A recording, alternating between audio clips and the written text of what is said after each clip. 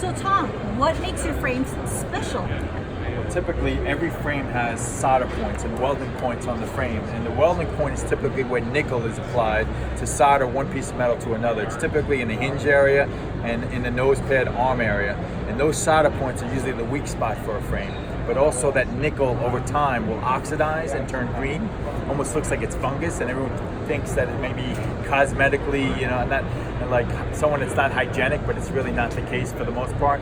Sometimes you'll have a nose pad that'll have the screw in the back, and those screws actually have nickel around the coating, and that nickel will also oxidize and bleed into the nose pad. So since there's no solder points, no welding points, and no screws, there's no nickel in the frame, so there's nothing to ever oxidize or come loose, and there's no weak spots.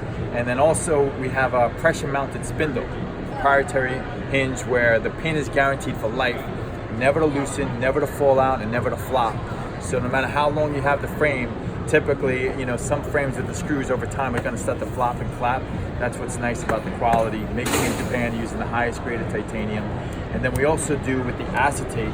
So even though it might typically feel like some other acetates are on the market, we're using pure titanium on the inside of the core of the acetate, which when you put it on, it feels super lightweight. It hugs the face, but it doesn't give you any pressure. But it also has the same hinge mechanism for the pin, guaranteed not to loosen or fall out. Great. I love it. Make my job a lot easier. I don't have to replace a lot of screws every time someone loses one, and they're really small, so they're really hard to find. Thanks for coming by. Awesome.